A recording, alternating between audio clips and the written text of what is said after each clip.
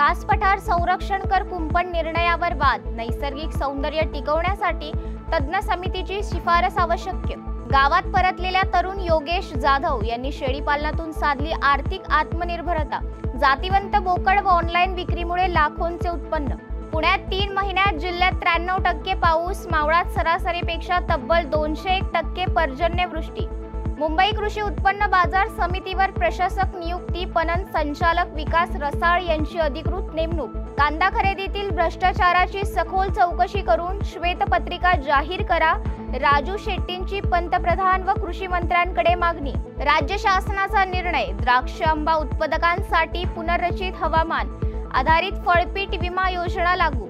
कृषी पदवी विद्यार्थ्यांची शिष्यवृत्ती रखडली, खासगी महाविद्यालयातील विद्यार्थ्यांना मागील हंगामाचा निधी अद्याप अपुरा।